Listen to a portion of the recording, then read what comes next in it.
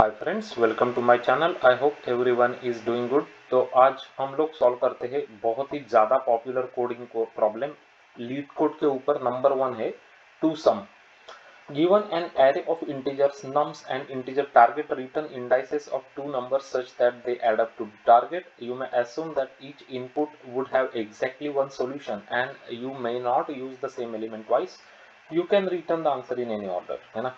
तो ये problem statement है, तो हम लोग कुछ एग्जांपल्स के थ्रू इसको समझेंगे अच्छी तरीके से। तो ये the most popular coding problem में से एक है। तो है ना, तो आना ही चाहिए इस टाइप का प्रॉब्लम सॉल्व करना आपको। तो देखते हैं एग्जांपल्स। तो देखो यहाँ पे 2, 7, 11 और 15 ऐसे 4 नंबर दिए, टारगेट है 9। तो ऐसे कोई 2 नंबर है जो 9 बनाते हैं यहाँ पे ऐड करके, तो 2 और 7 में ऐड करता हूँ तो 9 बन जाते हैं ना। तो वो इंडाइसेस हमको ढूंढने, तो 0 एंड 1 आर देयर इंडाइसेस, है ना। यहाँ पे है 3, 2, 4, हमका टारगेट 6 है, 6 बन रहा है कहीं पे, तो 2 और 4 ऐड करके 6 बनता है ना। तो इंडाइसेस चाहिए हमको, तो 1 और 2 इंडाइसेस है ना। 3 एंड 3 टारगेट 6 है, तो हो जाएगा ना, 3 + 3 6 हो जाएगा। तो 0, 1 इज द आंसर। समझ में आ गया ना, प्रॉब्लम इजी है। समझने के लिए तो इजी है। तो अभी प्रॉब्लम तो आपने समझ लिया है। तो हम लोग और कुछ एग्जांपल्स देखते हैं यहाँ पे ये एक और एग्जांपल है। 2, 7, 11, 15, 20, 25, तो 18 टारगेट है। 18, तो 18 टारगेट कब अचीव होगा? 2 + 7 जब होंगे तब 18 टारगेट अचीव हो जाएगा। तो 1, 2 आंसर है यहाँ पे, है ना। तो इसको सॉल्व करेंगे कैसे, अभी उसके बारे में बात करते हैं ना। तो हमको दोनों इंडाइसेस तो अलग अलग होने चाहिए, तो एक ही इंडाइसेस ऐड करके तो हमको चलने वाला है नहीं। तो हम लोग क्या करेंगे कि इस प्रॉब्लम को सॉल्व करने के लिए एक मैप बना लेंगे। मैप में करेंगे क्या लेकिन ऐड, तो मैप में ऐड करेंगे की विल बी द नंबर, है ना। ये की जो होती है मैप की, ये मैप है actually. Right now it's empty, की इज द नंबर। जैसे नंबर 2 मैंने डाल दिया यहाँ पे, है ना। और वैल्यू क्या है, उसका इंडेक्स है। वैल्यू क्या है, इंडेक्स 0 है। तो मैं अभी दिखाता हूँ, 2 का इंडेक्स 0 डाल दिया मैंने।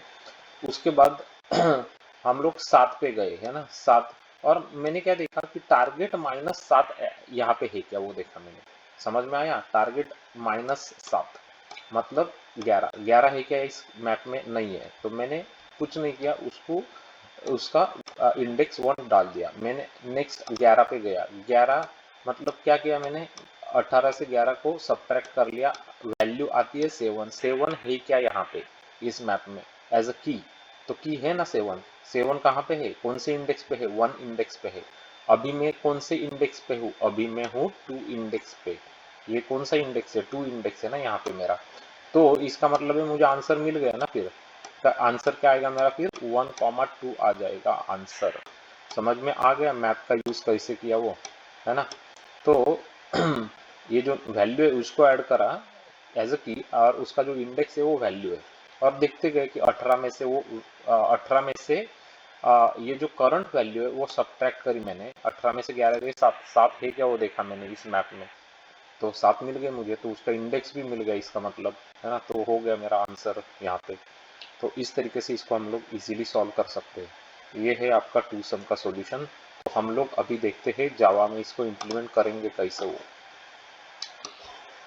तो देखो यहाँ पे, तो टू सम है, नम्स एरे दिया गया है, टारगेट हमको दिया गया है। तो मैंने एक रिजल्ट के लिए एक इंटीजर का एरे बना लिया। ये हमेशा 2 वैल्यूज ही रहेंगे इसमें, है ना, क्योंकि दोनों की इंडेक्स रहेंगे, और क्या रहेगा। ओके, तो मैप बना लिया मैंने, integer comma integer, it's a hash map. तो की क्या है, नंबर है, वैल्यू क्या है, उसका इंडेक्स है ना। तो अभी फॉर लूप में देखो यहाँ पे i = 0, i is less than nums dot length i plus plus.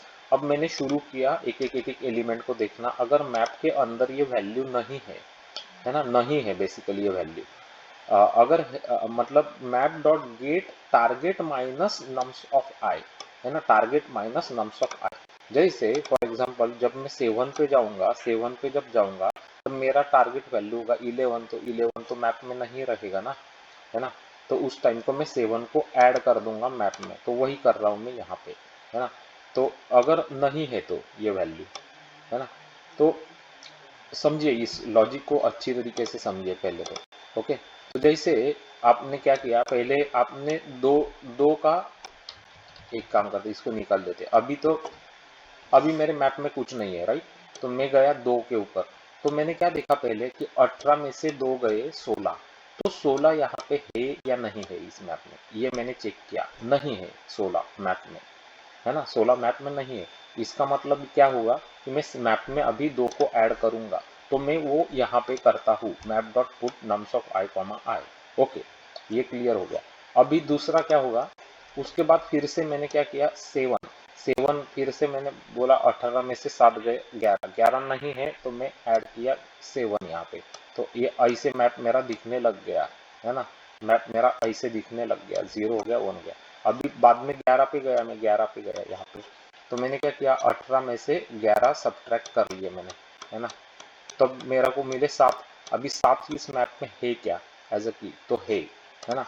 तब वो क्या होगा, तो यहाँ पे आएगा वो, तो मुझे वो की मिल जाएगी बेसिकली वहां पे।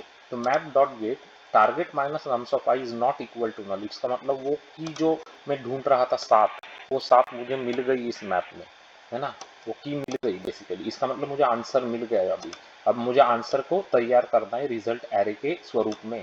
तो result of 0 map dot get of target minus nums of i, इसका मतलब ये होगा कि 7 का जो इंडेक्स है वो मैं पहले रखूंगा, तो वो इंडेक्स 1 मुझे मिलेगा।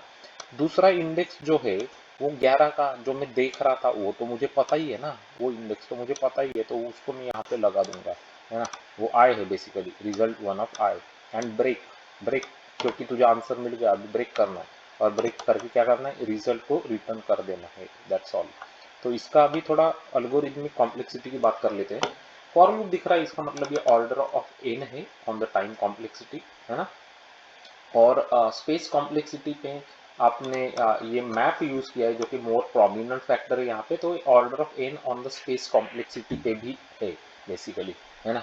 जब आपको ऑलमोस्ट लास्ट तक आपको ऐड करते ही जाने पड़ेंगे तब ये ऑर्डर ऑफ एन ही कहलाता है बेसिकली। तो अभी इसको रन करा के देख लेते हैं कि हमारा कोड करेक्ट चल रहा है कि नहीं। तो आप देख सकते हैं कि कोड, ये अभी मैंने आपके लिए बनाया था, तो ये 1,2 करेक्ट आंसर आ गया है यहाँ पे। ये कुछ उनके एग्जाम्पल से 0,1 करेक्ट है, 1,2 भी करेक्ट है, और 0,1 भी करेक्ट है। Submit this code to the lead code now. तो अभी देख लेते हैं कि इसका एक्सेप्टेंस रेट क्या है। तो अभी इसका परफॉर्मेंस हो रहा है यहाँ पे 99.14% गाइस, ब्यूटीफुल, ग्रेट, बढ़िया। तो ये है आपका सबसे सबसे popular coding problem on LeetCode number 1 two sum. तो ये आपको बहुत अच्छी तरीके से एकदम क्लियर हो गया होगा सॉल्यूशन, किस तरीके से हमने मैप का यूज करके इसका लॉजिक बनाया और इसको सॉल्व कर लिया। तो अगर ये एग्जांपल आपको पसंद आ गया, कोड पसंद आ गया गाइस, तो लाइक बनता ही है ना। थोड़ा जनरोसिटी दिखाते जाओ और लाइक करते जाओ वीडियोस को, है ना। काफ़ी मेहनत लगती है गाइस, तो लाइक कर देना। उसके बाद subscribe to our channel, subscribe जरूर कर लेना, उससे आपका सब्सक्रिप्शन बहुत वैल्यूएबल है। Click on the bell notification icon button, तो आपको इसी तरीके के अच्छे अच्छे क्वालिटी के कंटेंट के वीडियोस आपको मिलते रहेंगे हमारे चैनल की तरफ से। आप अगर इंजीनियरिंग के स्टूडेंट्स थे, आप इंटरव्यूज के लिए प्रिपरेशन कर रहे हैं, आप डेटा स्ट्रक्चर्स एल्गोरिदम सीखना चाहते हो, तो ये बढ़िया प्लेस है आपके लिए ये चैनल। तो यहाँ पे आप अच्छी तरीके से प्रॉब्लम सॉल्विंग भी सीख सकते हो। तो आपके लिए मैं कुछ वेरी इंपॉर्टेंट जो प्लेलिस्ट है जो अभी आपने चेक करने चाहिए वो बता देता हूँ। तो BFS DFS का प्लेलिस्ट पहले देख लेना। उसके बाद graphs matrices binary search tree binary trees वाले प्लेलिस्ट, उसके बाद बाइनरी सर्च का प्लेलिस्ट, उसके बाद डायनामिक प्रोग्रामिंग रिकर्शन मेमोराइजेशन के प्लेलिस्ट चेक कर लेना। डेटा स्ट्रक्चर्स आपको एकदम सॉलिड बनाना है आपका, तो उसके लिए आप कौन से देखेंगे, stacks cues, priority queues, min max heap arrays, array list, link list, ये वाले प्लेलिस्ट। तो आपको डेटा स्ट्रक्चर्स और ये एकदम क्लियर हो जाएंगे, और ये प्रॉब्लम्स देख के मज़ा ही आ जाएगा आपको एकदम, है ना। अलग अलग टाइप की चीज़ें आपको सीखने को मिलेंगी, और एकदम अच्छा हो गया, प्रोग्रामिंग भी सीख लेंगे आप। और उसके बाद आप डेटा स्ट्रक्चर्स, डेटाबेस के लिए आप देखना माई सीक्वल प्रोग्रामिंग वाले वीडियोस। वहाँ पे हमने दिखाया कि सीक्वल क्वेरीज कैसे लिखते हैं। तो डेटाबेस के लिए बहुत इंपॉर्टेंट है वो, क्योंकि सीक्वल क्वेरी लिखने को बोलते ही है इंटरव्यूज में, है ना। तो सीक्वल क्वेरी लिखते आनी ही चाहिए, उसके लिए वो प्लेलिस्ट है, तो उससे आपको वो हो जाएगा, है ना। और उसके बाद अगर आप जावा J2E डेवलपर से, कंसल्टेंट से, और आप टेलीफोनिक इंटरव्यूज दे रहे, तो उसके लिए स्पेशल वीडियोस हमने हमारे चैनल पे बनाए हैं, जिससे आपके टेलीफोनिक इंटरव्यू में आपको बहुत हेल्प हो जाएगी। तो just go to the videos and just search, है ना, जावा टेलीफोनिक इंटरव्यू क्वेश्चंस, तो आपको वो वाले वीडियोस भी मिल जाएंगे। वीडियोस को शेयर करना आपके फ्रेंड्स के साथ, और अभी तक सब्सक्राइब नहीं किया है तो ज़रूर सब्सक्राइब कर लेना। Thanks for watching this video and I am going to see you in my next video very very soon guys. Till then, bye bye and take care.